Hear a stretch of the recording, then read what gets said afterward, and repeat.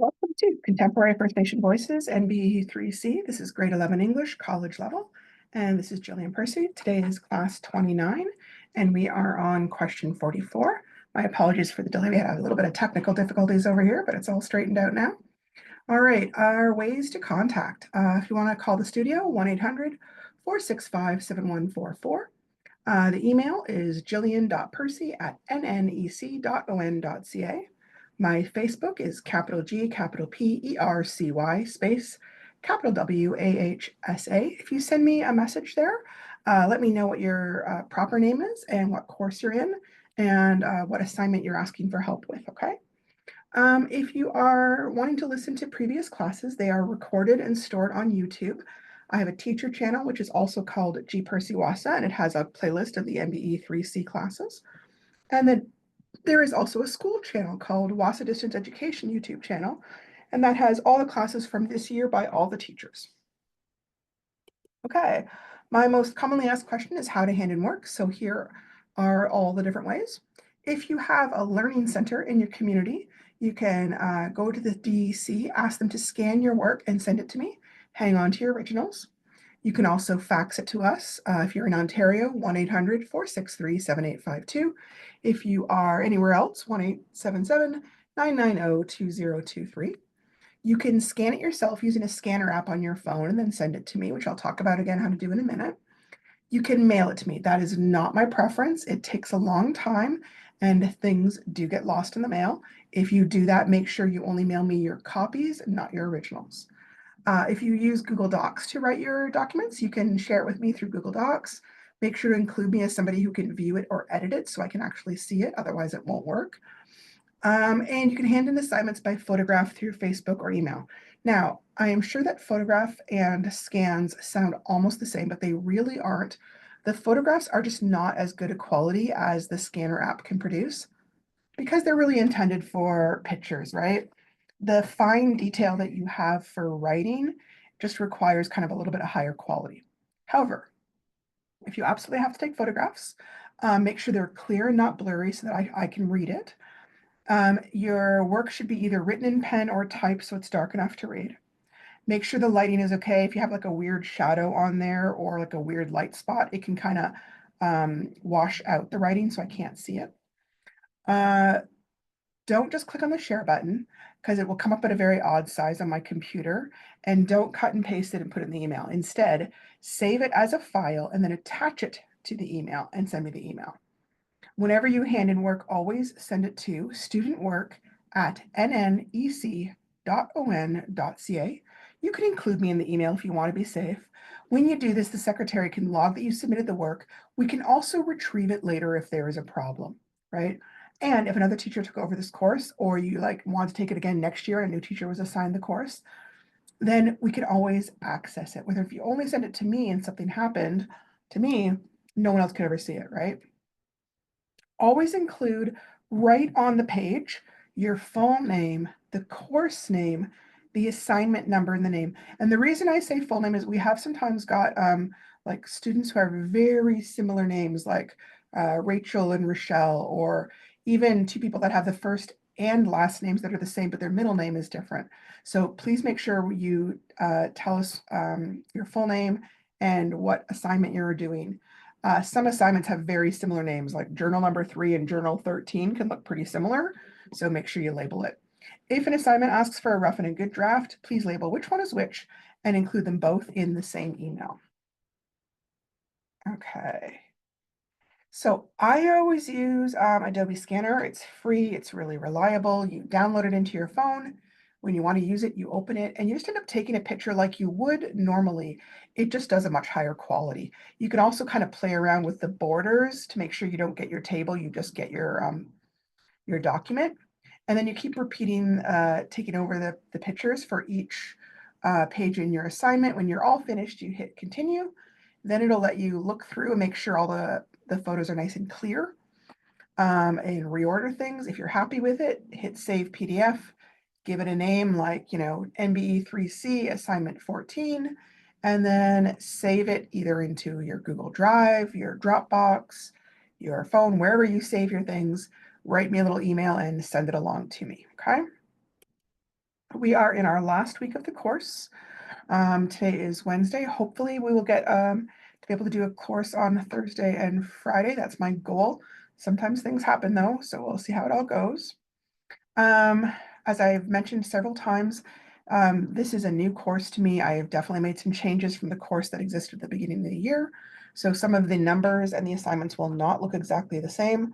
Some of that is because some of the web links are broken and no longer work. So I had to change the assignments because what we were originally doing just was no longer available on the internet. All right, we are on Unit 4, Reading, Research, and Reflection, and today is the last bit of Lesson 18, hopefully, if we get through everything. All right, so we are talking about research skills. The goal of the lesson is to teach the various steps to use when researching a topic and for students to begin planning out their research project. Your task for this lesson will be to create a research report on a topic of your choosing relating to Indigenous people, and some possible topics will be suggested. Okay, so the research report is a factual, objective piece of writing for the most part. There is some room for personal opinion, but generally it's intended to communicate information that you've researched. The most effective way to organize research is by using headings, or what sometimes we think of as subheadings. They will help to give your report structure and allow the reader to easily understand what you're writing about. Consider a report that someone might write about grizzly bears. That's their big topic. But you might want some subheadings, maybe habitats, life cycle, physical needs and abilities. For our report today, you're going to have to create 3 headings. The original said 5. I think that's too much for grade 11, so I'm saying 3. While the length of information under a heading might vary a little bit, you should aim to have at least 1 page per heading. You're welcome to have more. You need to have a minimum of 2 sources for each heading. In other words, you researched it from 2 different sources, and you will need at least 6 different sources for the entire report. So before we start, you always develop a research plan, and that gives you direction to work towards. Also, it kind of ensures that the notes you're taking will ultimately prove useful. Otherwise, you could end up reading and writing notes on stuff that you end up not using. Whereas if you kind of narrow down what you're going to write about ahead of time, it just works a lot better. So before you even begin, you want to choose your topic. I strongly suggest doing a little bit of internet researching first to see what kind of resources are available on your topic. Nothing is more frustrating than choosing a topic and then discovering that there really isn't enough good information out there. Another problem can be whether the information is written at a level that is good for you. You don't want to be trying to read articles written for university professors that's full of technical jargon that makes it hard to understand. Step 1, asking questions. Once you've got your topic, ask yourself some questions about your topic. These questions should be open-ended rather than closed questions. A closed question would be, are there bears in Canada? Yes. There's not much to say there. An open-ended question would be, what kinds of bears do we have in Canada? And so then we could discuss that. It gives you a little bit more to talk about. Step 2, creating headlines. Turn those questions into potential headlines. Sorry, not headlines, headings or subheadings. Think about the grizzly bear example again. One might ask, what do grizzly bears eat? And that could become the diet heading. Or you might have several questions that you group together into one heading, like habitats. Here are some questions that I might have that I need to organize into headings. And these questions are based on if I was looking up information on a certain person, like I wanted to do research on a famous Indigenous person. Number 1, what community is this person from? Number 2, what is this person famous for? Number 3, what kind of education did they get? Number 4, what was this person's family like? Number 5, what are their most important achievements? Number 6, what were some difficulties that they overcame? Number 7, what were their parents like? Number 8, what are their spiritual beliefs? Number 9, what are some ways they influenced others? Number 10, what were their favorite activities as a child? Number 11, how did they try to raise their children differently than themselves? Number 12, who inspired them and how did that person influence them? Okay. So one possible way I could organize them is maybe I talk about their early childhood and family life. That would cover questions 1, 4, 7, and 10. I could talk about their education and their career beginnings. That would cover 3, 6, 8, and 12. And then I could talk about their influence and achievements, which would cover questions 2, 5, 9, and 11. It won't always work out exactly like the same number of questions for each heading. It just kind of worked out that way for me. Step 3, identify some sources. Create a list of potential sources of information. You don't want to become overwhelmed with resources, but you also want enough to get a well-rounded view of this topic. Your main source will probably be the internet, but you're welcome to use magazines and books if you have access to them. Step 4, begin the actual research. While you're making notes from your sources, make sure you are clearly identifying which source you are using. This will make it much easier when you start to develop the list of works cited. You can keep a list in an MS Word document or a Google document, whatever you're using, or you can print out your articles and copy the URL later into a list. Okay, so here's the official question. It's number 44. Part 1, where we're doing the brainstorming and planning, is worth 15 marks. Here are some possible topics for the report. Take a look at them and see which one might interest you. You might want to take a quick look at the internet to see if it's easy to find some information that works well for the research project before deciding on an option. Okay, so possible topics: Bill C-45 and Idle No More, Ring of Fire, treaties, treaty rights, and their role in Indigenous self-government. Number 4, missing and murdered Aboriginal women in Canada. Number 5, Indigenous designed schools and theories of learning and curriculum. Number 6, traditional medicine and its role in modern life. Number 7, any famous Indigenous Canadian. Number 8, native language and strategies to maintain it in youth. Number 9, Standing Rock, the pipeline proposal or protest. And number 10, another topic of your own. Just make sure to check in with me first to make sure that it's a appropriate level of topic, okay?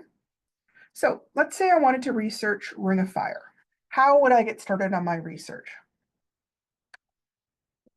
One thing to point out is that different internet search engines will pull up different resources. I find that Yahoo, for example, will pull up very different choices than Microsoft Bing versus Google versus other search engines. I personally like Google generally, but you may have your favorites as well. Some of them I find will bring up a lot of ads or a lot of sponsored stuff first, which I kind of always find really annoying. Sometimes changing around what words you use as your search term are going to pull up slightly different resources as well. So I know I'm going to research Ring of Fire, and so I might just write Ring of Fire, but some other possible search terms might be Indigenous consultations on the Ring of Fire protests, Paul Revere and the Ring of Fire, Doug Ford and the Ring of Fire, 2025, like the year, and Ring of Fire. Okay, so here's one where I just put in Ring of Fire. But what happens is there's actually a lot of different topics that have the phrase Ring of Fire that aren't necessarily going to help your research project. For example, there is a Johnny Cash song. That's a phrase that is referred to as a tectonic belt of earthquakes and volcanoes. There's a part of pregnancy that is called the Ring of Fire. And finally, there is the actual mining project you're trying to do. That's why I'm saying you may need to kind of play around with your search terms to get one that brings you more relevant information, okay? Here I put Doug Ford in the Ring of Fire. Doug Ford is the provincial leader. He has had a lot to say about Ring of Fire and mining rights. So that, for example, might be some stuff that you want to read. And then Paul Revere, he's one of the leadership candidates for prime minister. He represents the Conservative Party, just like Doug Ford does. He has also had a lot to say about the Ring of Fire. Here is like the Conservative Party of Canada. So that would be like a government site in a sense. And then there's different videos about him doing interviews or political speeches and stuff where he talks about that as well. Here we've got Indigenous consultations on the Ring of Fire. And so we've got magazines that talk about it. We've got CBC, APTN News, York University is talking about it.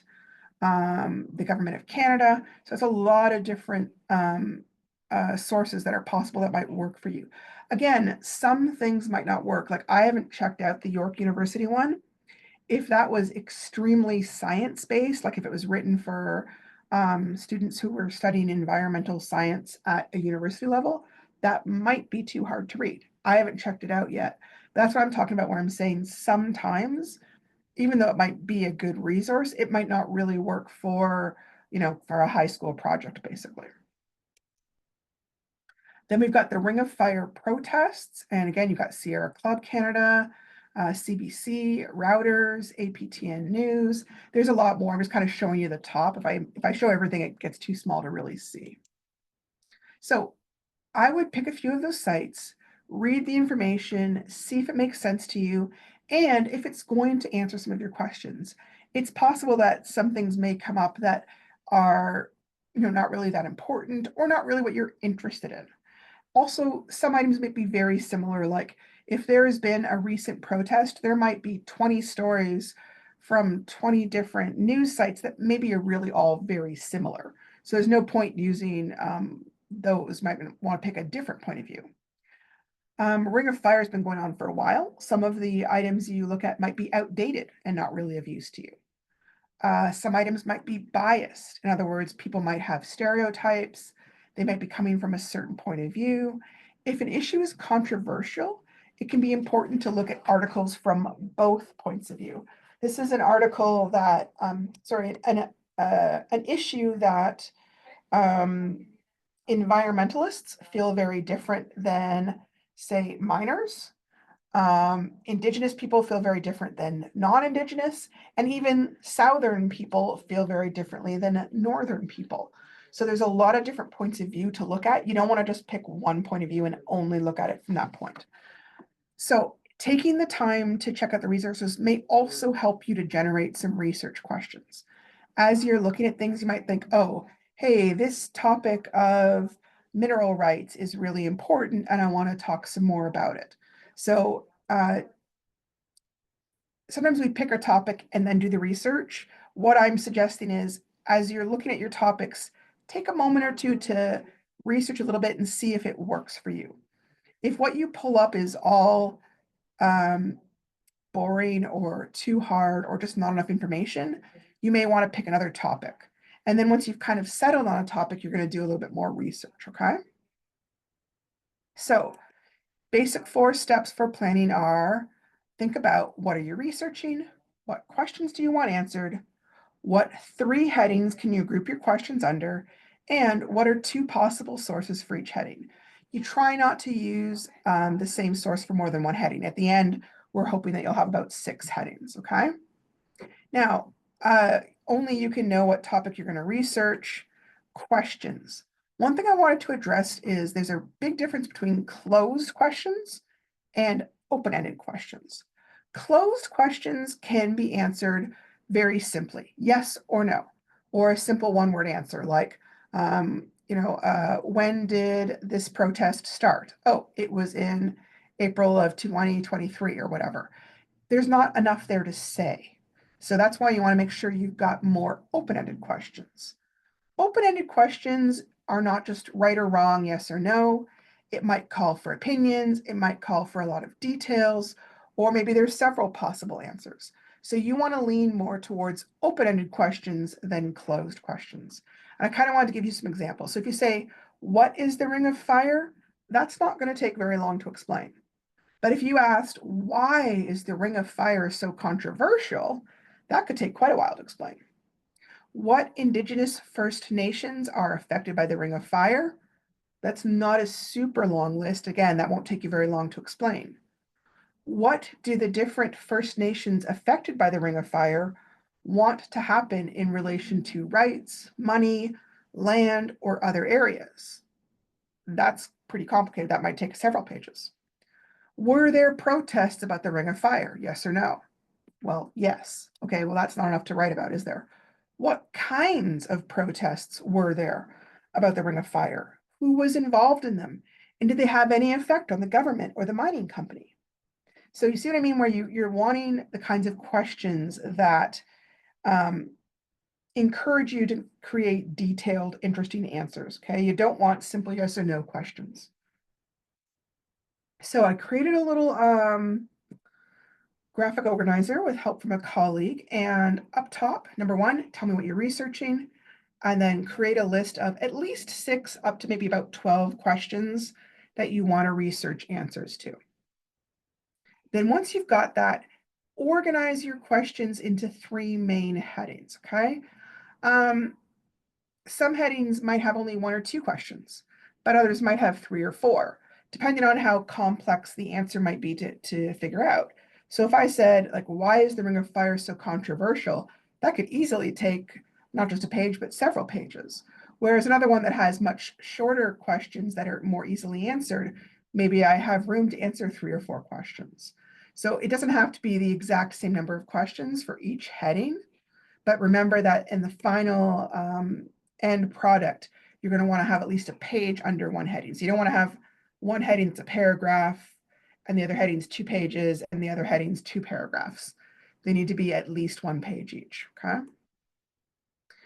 So once you've got your headings figured out, try to locate some good sources that should answer the questions for your heading. Longer articles may be a better choice for this. So up here it says locate sources for your headings. Write down your heading there and then find one source. Tell me the title. What type of source is it? Is it a book? Is it a video? Is it a news article? Is it a letter to the editor? Whatever it is. Who wrote it? When was it published? And if it's online, tell me the URL where I can find it. And then you would do the same thing with a second resource. Oh, hang on a second. Why is it so important to write down all this information? Whenever you are writing an informational report, it's important to give credit to your sources. This is often called citing your sources. If you don't cite your sources, it's considered plagiarism, which is kind of a type of cheating. Also, when you're using the internet for research, it can be very easy to forget where you found the information. So it's important to write it down as you go so that you're able to find it again. So here's an example. I found this little clip. I don't have room to include the entire article, but how I would fill it in, what's my heading? This is going to be protests against the Ring of Fire. My source is Sierra Club Canada. They're the ones that wrote this thing. The title of the article is March Against the Ring of Fire, organized by Ojibwe Nation. What type of resource is this? It's an article on a website.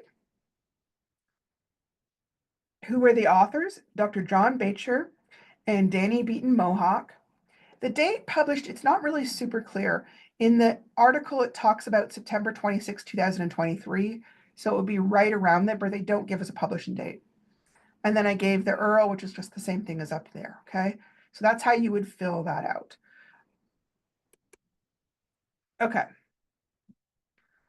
So, hang on. Asking why the Ring of Fire is controversial is something of an opinion question. So then that kind of guides where I might want to look for sources.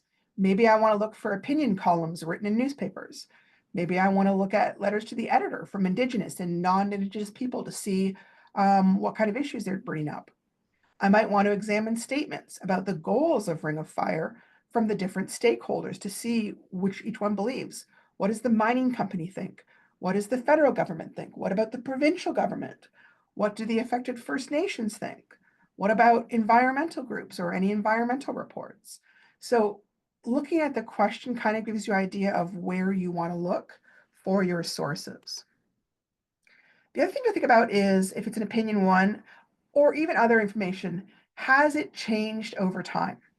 Is there any specific event that's triggered a change of opinion? Or maybe has there been some new invention or discovery or law that has changed the information, right? You may want to look at what articles say about your event when it was originally happening, and then what does it say now? Is there a lot of similarity or has there been a lot of change? As we talked about before, it's important to be aware of possible bias or stereotypes that may affect the information that's included in an information source. What I mean by this is, it's not necessarily that people will lie, that does happen, but sometimes what it means is they will downplay or just not include information that doesn't reflect what they want to have happen. And they may really pump up information that is focused on what they do want to have happen. So you kind of need to be aware of that tendency in what you're looking at and make sure you're seeing more than one point of view there. So, for example, a company that stands to lose money if there are environmental issues may really try to downplay or minimize what possible environmental issues might occur. A government leader who lives in an area with a lot of Indigenous voters may have a very different stance than a leader from an area with lots of non-Indigenous voters. People who might gain or lose mining jobs might have a very biased opinion about whether it's a good idea. People who have trap lines in the area may feel very differently than people whose food sources and traditions will not be affected by the project. That's what I'm saying is be aware of that bias.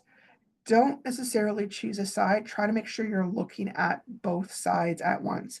You're welcome to venture an opinion, but you want to make sure people are aware that there is more than one way to look at it, right? Try to locate a variety of different types or formats of information. This is pretty important. You don't want to over rely on only one type of information source. Try to look at a variety of formats like a news video from broadcast or internet news stations, newspaper reports, opinion columns, official statements or policy papers from the governments or from the organizations, print or video interviews with different stakeholders, magazine articles from Indigenous and non-Indigenous sources, YouTube news or opinion videos, political speeches, protest speeches, websites, or books. You kind of want to make sure you're looking more than one spot.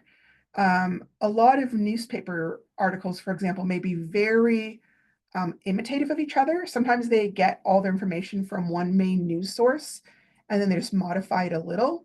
That's why I'm saying you want to make sure you're looking at a variety of different sources so you're not just getting the same information over and over again, okay? Okay. You also want to make sure you're getting, we talked about the bias, different points of view. Different news outlets will have a certain stance and may present the story and the facts differently. The Globe and Mail may take a very different stance than, say, the National Post or the Toronto Star. The Chronicle, which is in the north, may take a different stance than, say, Wawate News. The Northern Miner might have a pretty strong opinion on a mining project. Different broadcast media may present different points of view. APTN may look at it very differently than CBC or Global News or CTV News. Provincial governments, federal governments, and First Nation governments may all have different points of view. Like we said, even if you agree with one side more than the other in an information report, it's a good idea to at least outline the different points of view and then try to explain why they look at it differently. Okay, part 2 is when you start to take the actual notes from your report. Don't do this until you've already found all your sources and stuff, because you don't want to waste time taking all your notes from one spot that maybe you need it for a different heading, okay? There's 2 main types of information that you're going to use in your report. One is general information that you've paraphrased, and the second is exact quotations. So general information is when you've read something and you basically paraphrase it. You rewrite it in your own words. It's really important not to copy information word for word exactly from the original. This is considered plagiarism, which is a form of stealing or cheating. If I recognize it, I usually will not accept the project and I will ask you to do it over. Please be aware I do check on this and I have had to ask students to do projects over. So keep that in mind when you're doing stuff. Quotations. Sometimes you do want to include information that's word for word, the same as the source, and that's fine. But when you do that, make sure that you put quotation marks around the information to show that you've borrowed it directly. Having said that, you got to try and keep the number of quotations to a minimum. Like your entire report can't be a quotation. Save the quotes for when someone's exact words are memorable or very important. The majority of your report should be in your own words. Sometimes someone famous has said something and you want to make sure you get the exact quote. Other times, maybe someone's given like a really scientific explanation that you're like, I'm not really sure how I would paraphrase that, in which case maybe you do want to quote that, but you don't want to quote everything, okay? Keeping track of your notes and sources. One way to keep track of your sources is to put the name of your source on the top of the page and then only put the notes on that page from that source. That way you know, okay, everything on this page is all from that one source. Because later on when you write your stuff, you're going to have to make sure you show where you got each piece of information from, okay? They do that, they call it citing, and we create what's called an in-text citation, which I'll talk about in a little bit. Some people prefer to put their research heading at the top of their page, and then they put all their notes on the topic on that page, even if it's from different sources. Hang on a second. Okay. When you do that, you want to make your in-text citations as you go. In other words, you want to keep track as you're going, hey, this is from this place, so that you don't lose track of where you got the information from. Either way, you do want to make sure that you've got enough information to write a full page for each heading. It's possible that you might need to have a few pages of notes, like 2 pages maybe, to condense down into one full page for your final report. It depends a little bit. Some people write a lot of notes and really condense. I tend to go that way. Some people write very few notes, but then they use everything they've got. But you want to make sure you've got enough to write your report, okay? So I created a couple of note-taking pages, okay? I'm hoping this will be helpful.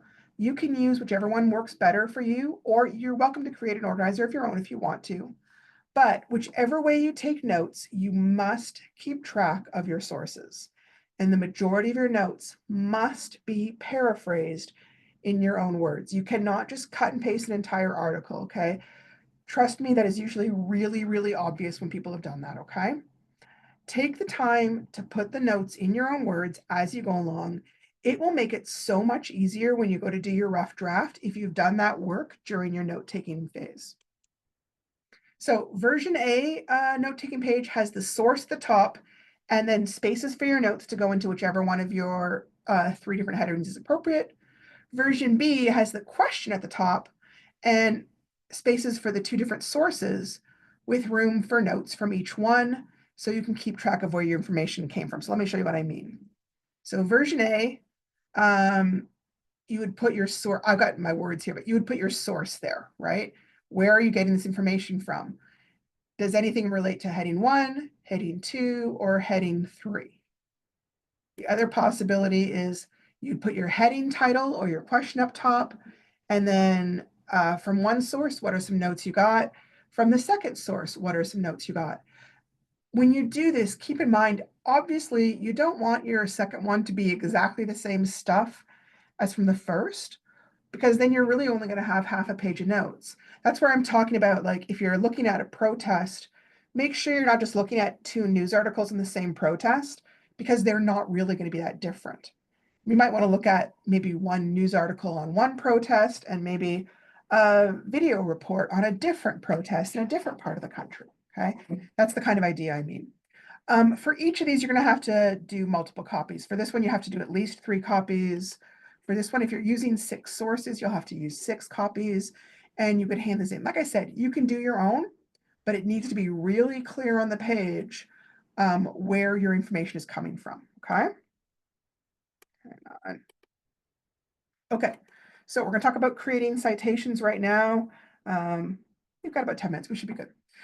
If you're writing notes from a variety of sources on one page, it's easiest to just get in the habit of using citations right away.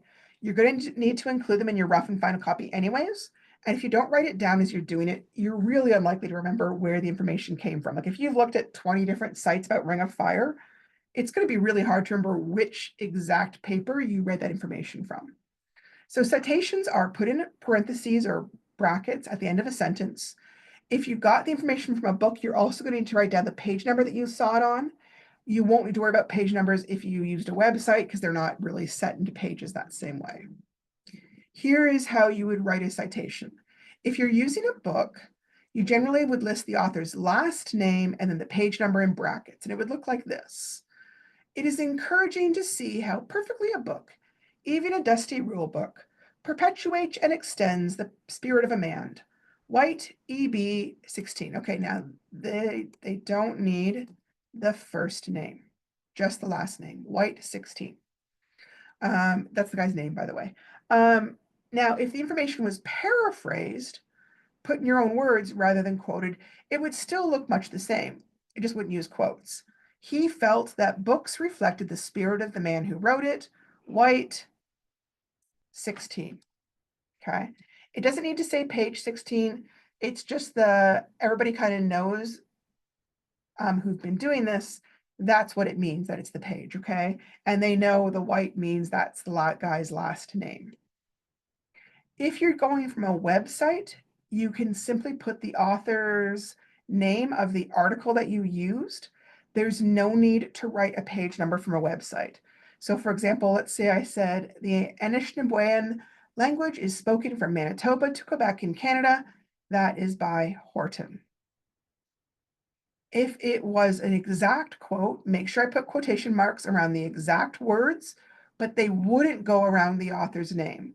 One of the more unique features of Anishinaabe is the system of obviation, where a clause can contain references to more than one third person. End quote, Horton. And the period goes after I put the guy's name. Okay. Oh, sorry. I was going to try and, there was one more thing I wanted to talk about here. Now I can't remember what it is. I've got my end of class, but there was something I want to talk about. Oh, so this only works because you're going to be doing a Works Cited page, which I'm just going to kind of show you really quickly now. The very last page in any research project is going to have what's called a Works Cited page. In some fields, they would call it a bibliography. It means the same thing. So for the Anishinaabe thing, I got that from the Canadian Encyclopedia. Yeah. Okay. And then it talks about the Ojibwe language. Yep, here it is. Okay. Now, obviously, this guy Horton has probably written more than one thing. So it's fine for me to just use his last name in my research project. But at the end, I want to include all the information so people knew exactly where I got that information from. So I'm going to do a quick little snip here. So I've got my information, and then I'll show you how to make this look right. Hang on. Hopefully I've got what I need here. Yep, copy. Okay, hang on, guys. Sorry, okay, I'm gonna put that in kind of my corner here. Yes, allow. Okay, I'm gonna, ooh. All right, well, I'll put it over here for right now. Sorry. I can sometimes see things, but I won't let me do it. So here you would still want to put, let me grab some text here. You would still put the author's last name first. We always do that in official stuff. So the guy's name is Horton. Okay. And it doesn't give his full name, it just gives R. So Horton, comma, R, capital R, period. Now, I am going to give the title of the article. Okay, so the title is Anish, and we're going to spell it wrong here. Hang on a second. Okay, Anishna. Okay, SHINAABEMOWIN. Then I've got my semicolon, no, my colon, and then I say Ojibwe language. Oops, capital M. And then I put my end quote, okay, to show. Oh, I spelled that word wrong. Hang on a second. Okay. Now I didn't spell Anishinaabe or Ojibwe wrong. It just doesn't recognize it because it's an American site. So it's not used to seeing the way we spell things. Hang on, can I let it move? Oh, okay, hang on, I'm gonna get rid of that. There we go. My apologies. This is a fussy little program, but it works a little better than Google, which kept trying to like kick me off the site whenever anything happened. Okay. So then I want to put the website name, okay, which is the Canadian Encyclopedia. ENCYCLOPDI. Now, if I was printing this, like if I was handwriting this, I would underline that. But when we're using typesetting, what we normally do is we italicize it. So I would highlight it and hit the italicize button, and it just shows that that's the title. And then I put a period. If there wasn't an article title, but there often is, then I would just put the website title. Okay. The publisher I think is really the encyclopedia person.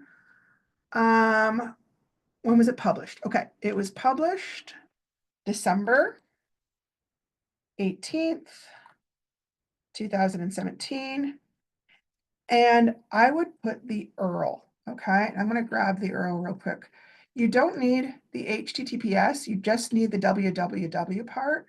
And then the rest of it, that part you can copy and save. This way, if somebody wants to find it, they can. Like if they want to check on your information, hang on. So we want that to be lined up. Sometimes, yeah, I'm just gonna leave it like that. Sometimes you'll see a little indent. I don't think the indent is required, although I think it used to be. I'm not going to worry about it.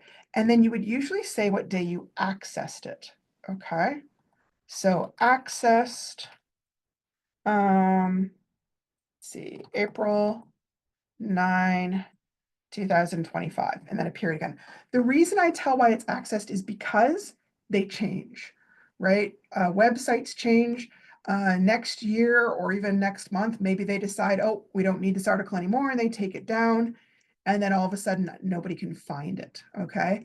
If you tell me when it's accessed, I can kind of look around and see. I could use the Wayback Machine if it was really important to me. So that is how I do my Works Cited page. You're going to have at least 6 sources. You're welcome to have more if you want to, and you'll put it in order alphabetically. So if I had another guy named Abbott, he would go first. If I had someone named Zeppler, Zeppler would be last. I look at the last name. Now, not every single website will tell you who wrote it. A lot of news articles will. It may not be at the top either. Sometimes it might be at the very bottom of the article. If you can find out who wrote it, though, it is considered appropriate to include it and make sure that person gets credit. But this is why, because Horton probably wrote a whole bunch of articles. And if I had to quote more than one of his articles, I would need to look up the exact way to print that. Let me just kind of show you something. I've got just time. There's a special site called Owlport Purdue. Okay, I use this site all the time. This is kind of the go-to site for learning how to use MLA format, which is what we're doing. And if you go here, so research and citations, they'll give you all sorts of information about how to do citations. And if you aren't sure, they'll even have like a little citation resource. You can put it right in there and they will help you figure out how to cite it properly, okay? Because there are all sorts of weird things like how you cite a play is different than how you'd cite the Bible, which is different than how you might cite a film.